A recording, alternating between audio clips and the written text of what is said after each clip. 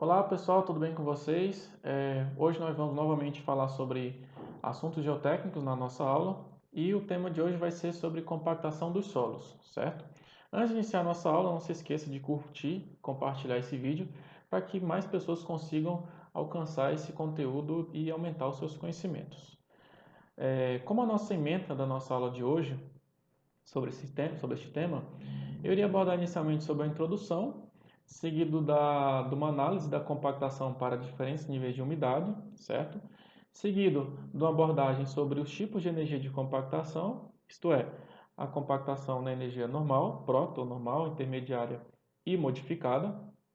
Seguindo, abordando acerca dos procedimentos para execução do ensaio de compactação, isto é, nós temos duas normas para a execução deste tipo de ensaio. A primeira é a norma de preparação da amostra, que eu iria abordar de maneira sucinta, pois não é o tema principal da nossa aula de hoje, eu posso falar numa aula posterior. E depois acerca de ensaio de compactação, a norma de ensaio de compactação, que eu iria abordar de maneira mais profunda. E por fim, eu irei passar para vocês uma listagem de exercícios resolvidos, que na descrição do vídeo vai ter um link para que vocês tenham acesso a esses exercícios resolvidos e vocês possam aprofundar um pouco mais sobre esse tema. E qual o nosso objetivo dessa aula, pessoal? É fazer com que vocês compreendam os fatores influenciantes numa compactação de um determinado solo e que vocês possam realizar o ensaio de compactação, vocês tenham conhecimento para a realização do ensaio de compactação e também analisar os seus resultados, tratar os resultados obtidos neste ensaio. Vamos lá, como introdução a este tema, eu tenho uma pergunta para vocês. Qual o objetivo da compactação do solo? A compactação do solo uma execução, um instrumento muito utilizado na área da engenharia civil e muitas das vezes a pessoa não sabe, o aluno ou o profissional pode não saber exatamente quais os objetivos da compactação. No caso, os seus objetivos são baseados em três tópicos. É fazer com que o solo, depois de compactado, aumente os seus parâmetros de resistência, melhore, otimize as suas características de compressibilidade e melhore também as suas características quanto à permeabilidade. Então, os objetivos da compactação estão acerca desses três temas. Eita, o cachorro aqui está atrapalhando um pouco, mas tudo bem. Continuando, o seu conceito. Qual o conceito de uma compactação do solo? O seu conceito nada mais é do que a redução dos índices de vazio de um determinado solo por meio de um processo mecânico através da sua compressão e consequente expulsão do ar dos seus poros. De que maneira? Nós temos um solo aqui, uma figura ilustrativa representando um solo sem estar compactado e que após a sua compactação, isto é, a aplicação de uma energia mecânica, os seus índices de vazios vão reduzir, fazendo com que esse material melhore as suas características no que tange resistência, permeabilidade e compressibilidade. Esses três parâmetros que estão ilustrados neste slide. E as suas aplicações? A compactação ela é utilizada em diversas áreas de obras geotécnicas, certo? Algumas das principais são essas ilustradas nessas três figuras. Essa daqui é a ilustração de uma compactação numa barragem de terra. Essa segunda figura é a ilustração de uma compactação para um viaduto. E por fim, essa terceira figura é uma compactação para a execução de uma estrada, certo? E seguindo, nós temos outro tópico, que é a compactação para diferentes níveis de umidade. Nós temos que entender como que o solo se comporta na compactação para diferentes níveis de umidade, né? Então vamos lá. Nós temos a seguinte pergunta, eu tenho a seguinte pergunta para vocês. Qual a influência da umidade no solo na compactação? Será que um solo é melhor compactado quando ele está seco ou ele é melhor compactado quando está no seu estado úmido, né? Tem-se essa interrogação aí que nós iremos abordar, discutir acerca dela. Inicialmente, nós temos que entender que perante a compactação nós temos três níveis de umidade.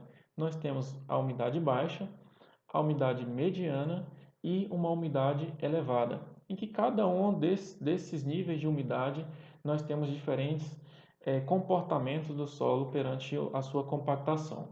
Para a umidade baixa, nós temos a existência de muito atrito entre as partículas, pois elas não estão, vamos dizer, lubrificadas. E que isto resulta no quê? Na dificuldade em reduzir o índice de vazios, na dificuldade em que essas partículas se arranjem,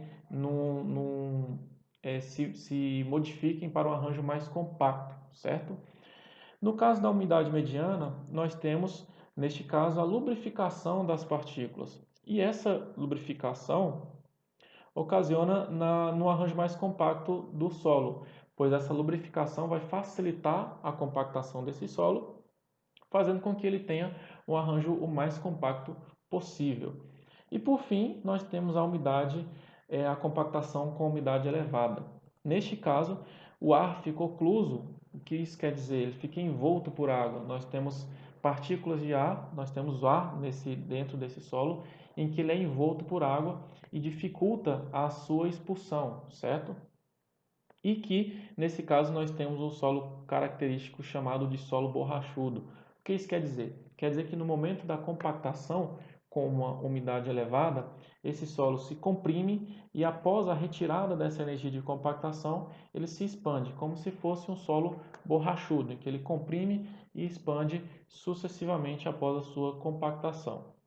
E que nesse caso, qual seria a melhor umidade para a compactação do solo? A umidade mediana, pois essa umidade nós temos o arranjo do solo mais compacto possível, certo?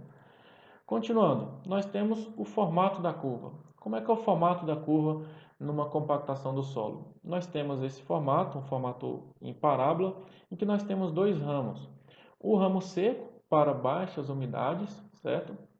Aqui nós temos no eixo das ordenadas da abscissa o eixo da umidade, e nas ordenadas nós temos o seu peso específico aparente seco máximo. Peso específico seco, em que nesse caso nós temos uma umidade ótima, que é o ponto máximo dessa curva, certo? E o seu respectivo peso específico aparente seco máximo, em que é o ponto de maior densidade desse solo, certo? E que nós temos diferentes parâmetros de compactação para diferentes tipos de solo, que é outro assunto dentro da compactação. Para este tópico dentro de compactação, eu ilustro essa figura para vocês, que nós temos diferentes resultados de compactação para diferentes tipos de solo. Aqui nós temos um solo argiloso, um solo siltoso e um solo arenoso, com diferentes tipos de curva, certo? E que o primeiro ponto que a gente tem que observar nessa figura é o seguinte: existe uma linha chamada a linha dos pontos ótimos. O que isso quer dizer? Quer dizer que para cada ponto de umidade ótima e densidade seca máxima para diferentes tipos de solo, nós temos uma linha de saturação em que ela representa o ponto de máxima de umidade ótima e de densidade seca máxima, certo? E que ela normalmente compreende entre 80% a 90% de saturação. Eu irei abordar um pouco mais com vocês acerca disso nos próximos slides. Outra informação importante dentro desse gráfico. Observa-se que... Eita, o cachorro de novo. Que para solos arenosos, no caso esse resultado de compactação, nós temos uma densidade seca máxima elevada, aqui aproximadamente 20 nesse caso, e uma umidade ótima baixa, aqui nesse caso aproximadamente 8% de umidade para umidade ótima.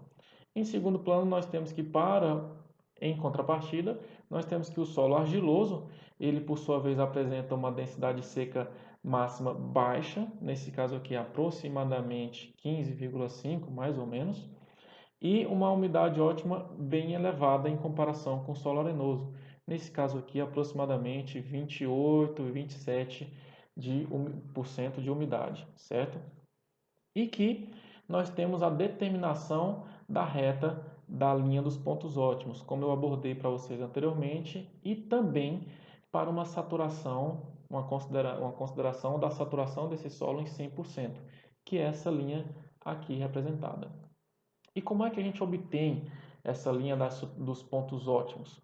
Inicialmente, nós temos que obter o índice de vazios desse material para a sua densidade seca máxima, aqui denominada como ρD, através de correlações de índices físicos, e também nós temos a massa específica seca dos sólidos ou dos grãos, denominada ρS. Obtendo esse valor do índice de vazios para o seu ponto ótimo de cada um dos ensaios, certo? Nós obtemos o seu respectivo valor de saturação para este ponto ótimo. De que maneira? Novamente, através de índices físicos, em que nós temos uma relação entre o peso específico dos sólidos, a massa específica dos sólidos, a sua respectiva umidade ótima, o seu índice de vazios obtidos por essa equação anterior e a massa específica, nesse caso aqui, da água. Não é ρW, é ρ da água, certo? Continuando, nós temos aqui a equação para a densidade seca máxima, o seu ρD, em que nesse caso, através dessa equação, nós temos a obtenção de uma equação do primeiro grau. De que maneira? Nós temos todos os parâmetros dessa equação, nós temos a sua saturação obtida nesta equação, temos também o seu ρS, o seu ρ da água e também o seu ρ dos sólidos, sua massa específica dos sólidos. E a única incógnita fica qual? A sua umidade, ou seja, para determinados valores de umidade que a gente inserir nesta equação, nós iremos obter diferentes ρDs. Dessa forma, iremos obter uma equação do primeiro grau, a qual está representada nesta figura, por exemplo, por esta linha aqui, que passa pelos seus pontos de umidade ótima, certo?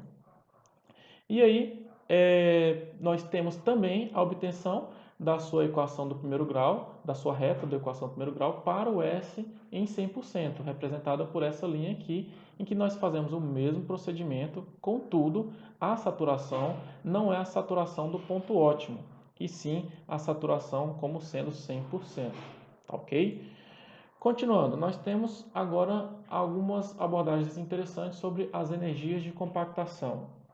Os principais pontos que nós devemos destacar aqui acerca das energias de compactação é que nós temos inicialmente 3 energias, certo? E que para cada uma dessas energias nós temos algumas características. A primeira é em relação ao soquete. Para a energia normal, nós utilizamos o soquete pequeno, enquanto que para a energia intermediária e modificada, utilizamos o soquete grande, o soquete mais pesado. Quanto ao número de camadas, nós temos aqui, por exemplo, um número de camadas em 3 para a energia normal, enquanto que para a energia modificada nós temos 5 camadas, certo?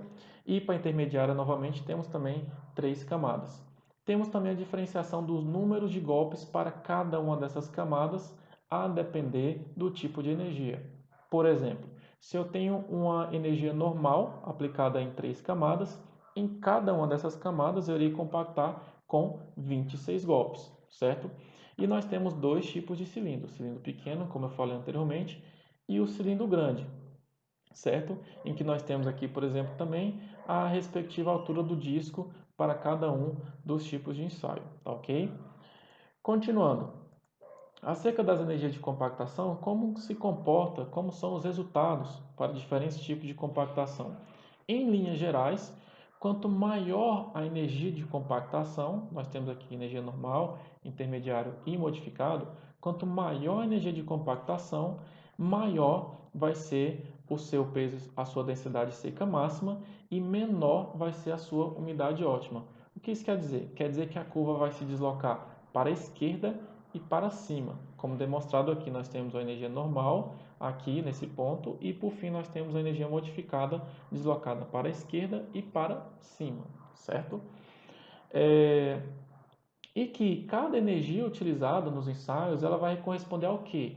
A energia que vai ser utilizada em campo e de acordo com os equipamentos disponíveis em cada região. E que, para os equipamentos mais pesados, em linha geral, utiliza-se maiores energias de compactação, como por exemplo para aterro. Algumas informações básicas acerca da compactação em campo. E que o próton modificado nós temos que ele é bastante utilizado para camadas mais importantes de pavimentos, certo? Nós temos camadas que necessitam de elevada resistência, certo? E baixa compressibilidade.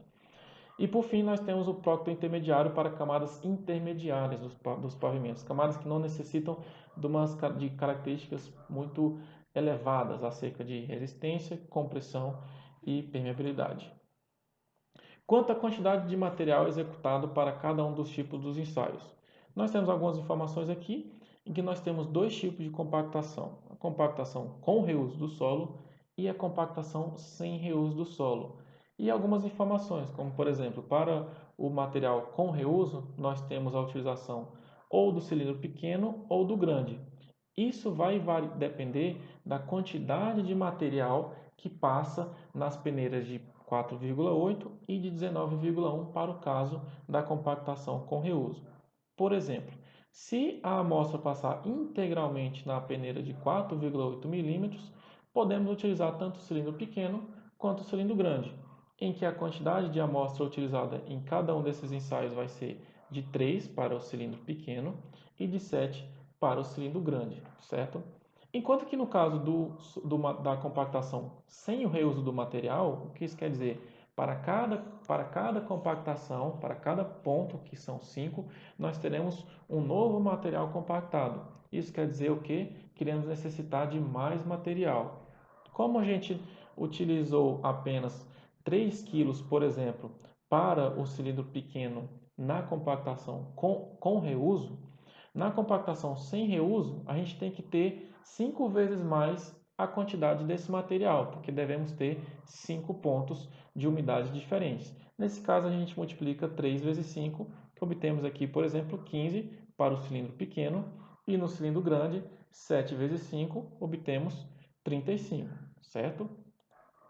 Continuando, agora nós temos alguns procedimentos, os principais procedimentos para a realização deste ensaio de compactação.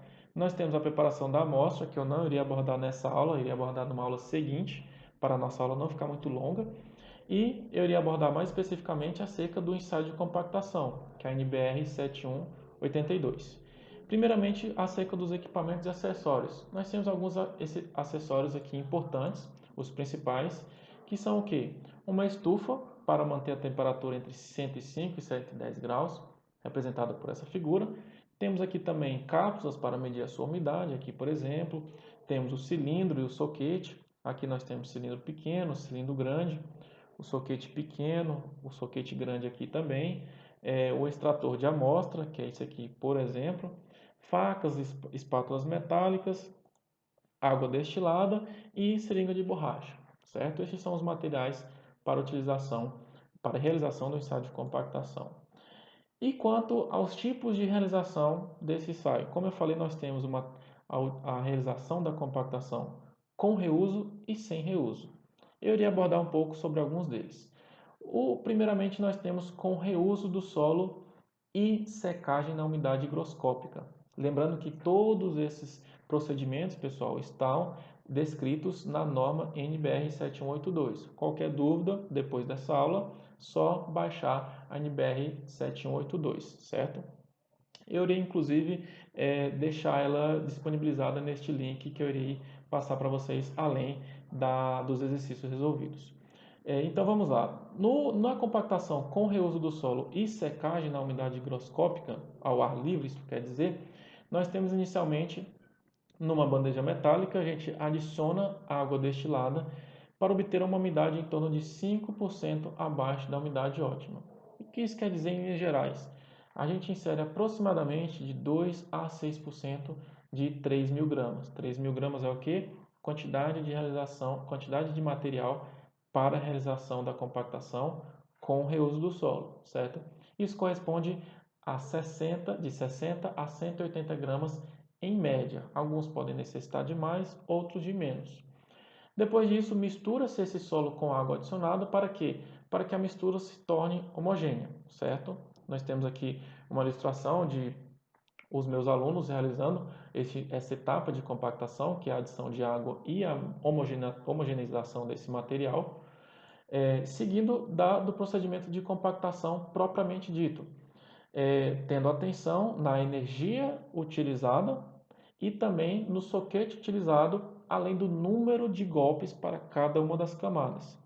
E que nós devemos aplicar estes golpes, aqui tem uma representação do aluno realizando a compactação, atento também para a maneira em que esses golpes são aplicados. Eles devem ser aplicados de maneira vertical e de maneira uniforme. De que maneira pode ser aplicado esses golpes? Podem ser aplicados de duas maneiras. A primeira é essa ilustração, que nós temos uma aplicação de um golpe neste ponto 1, depois nesse ponto 2, seguido no ponto 3 e por fim no ponto 4 e assim sucessivamente. Ou nós podemos fazer de maneira circular, como ilustrado nessa figura aqui, em que a gente vai realizando golpes de maneira circular, de forma que compreenda toda a área do cilindro, certo? E que após compactada cada camada, realizar uma escarificação da camada subjacente. Para quê? Para que tenha uma ligação mais forte entre uma camada e a outra, para que elas tenham uma ligação mais forte, certo? E por fim, pesa-se o conjunto para obter o quê? A densidade do material, que nada mais é do que a sua massa sobre o seu volume. E que neste caso, geralmente, o volume do cilindro é de 1.000 centímetros cúbicos para facilitar esses cálculos. Mas também a gente pode encontrar alguns cilindros que possuem volume de aproximadamente 993 ou 994 centímetros cúbicos. Mas o importante é você saber qual o volume do cilindro que você está utilizando. Aqui nós temos uma ilustração da pesagem desse conjunto. Lembrando que no momento de realizar o cálculo da sua densidade, devemos desconsiderar o peso do cilindro, certo? A massa do cilindro. E a gente retira do centro desse corpo de prova, após a retirada do seu cilindro, retira-se do centro dele para a medição da sua respectiva umidade. E por fim, a gente destorrou esse material compactado, lança-se ele na bandeja novamente e aumenta o teor de umidade desse material em 2%. Para quê? Para que nós possamos obter 5 pontos de umidade para os seus respectivos 5 pontos de densidade seca do material, certo? E no segundo caso, nós temos a realização da compactação sem o reuso do material, isto é, nós temos que multiplicar por 5 a quantidade de material utilizado, que ao invés de ser 3, por exemplo, no ensaio anterior, nós devemos ter 15 kg para a realização desse tipo de ensaio. Os seus procedimentos são exatamente os mesmos que o anterior, com exceção da última etapa, em que a gente não destorrou esse material e nem lança na bandeja para reutilizar esse material. A gente utiliza um novo solo, aumentando a sua umidade e que aquele solo compactado não vai ser reutilizado, certo? Temos também outros 3 tipos de compactação, em que eu não iria abordar eles de maneira específica, senão a nossa aula iria ficar muito longa, em que eles estão todos descritos na NBR 7182. Nós temos a realização com reuso, mas a amostra previamente preparada em 5% abaixo da umidade ótima presumível. Temos também sem reuso do solo e a amostra preparada 5% abaixo da umidade ótima presumível. E por fim nós temos o sem o reuso do solo e a amostra preparada 3% acima da umidade ótima presumível. O que isso quer dizer, pessoal? Umidade ótima presumível.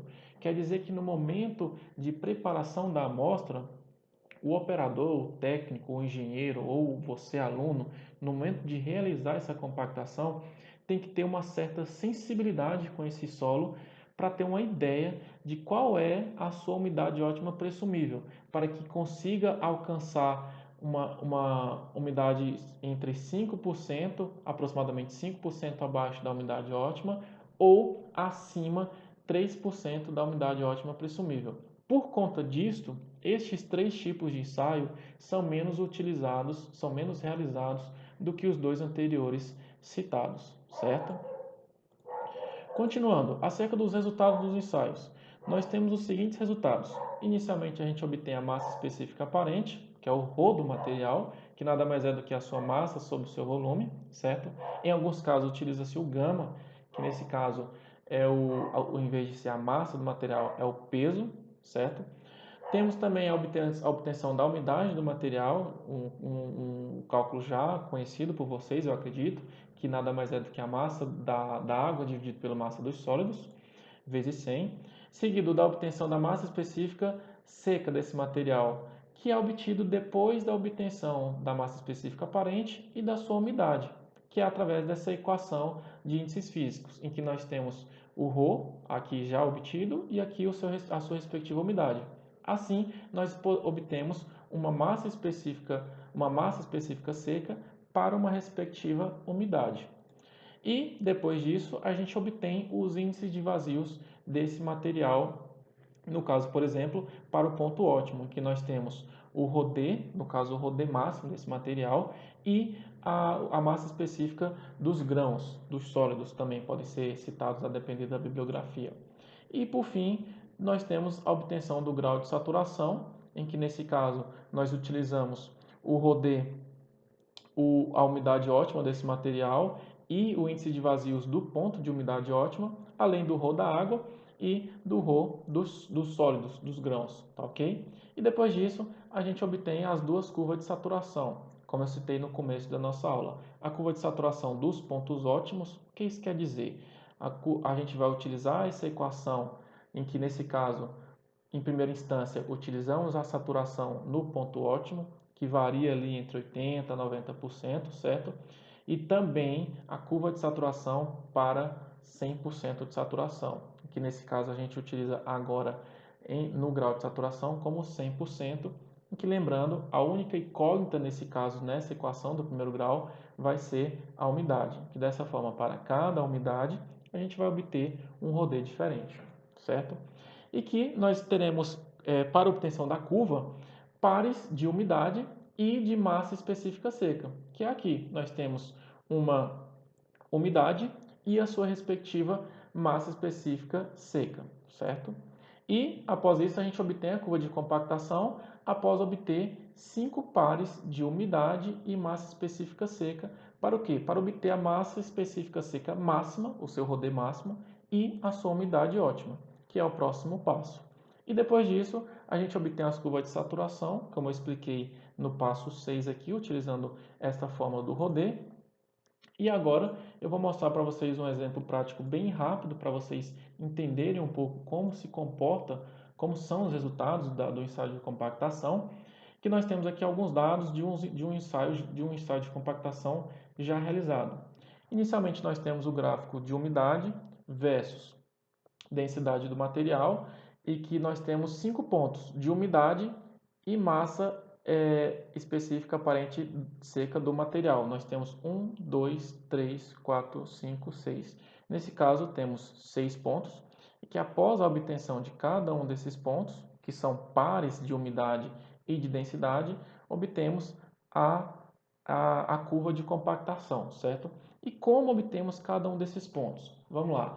Vamos fazer para o ensaio de número 1. No ensaio de número 1, nós temos a respectiva quantidade de água colocada no solo, o peso do cilindro mais o solo compactado, lembrando que a gente tem que desconsiderar o peso do cilindro para a obtenção da densidade do material, e o número da cápsula para a gente medir a umidade desse material. Temos aqui o peso da cápsula mais o solo úmido, peso da cápsula mais o material seco, para a obtenção da sua umidade, certo? E aqui nós temos os seus resultados. O peso do solo compactado, o seu respectivo peso aparente, peso específico aparente, lembrando que temos que desconsiderar o peso do cilindro, ou seja, nesse caso, fez-se a subtração de 4.370 menos 2.410 para obtenção de cada um dos seus pesos específico aparente, dividido pelo volume do cilindro, que nesse caso é 1.000 centímetros cúbicos. Obtemos as suas respectivas umidades, diferentes valores de umidade ótima, certo? E, por fim, nós obtemos o peso específico aparente seco, no caso é o ρD. Aqui eu utilizo o ρS, mas no caso é o ρD, em que nós temos, através daquela equação que relaciona o peso específico aparente do material, peso específico aparente seco e a sua respectiva umidade.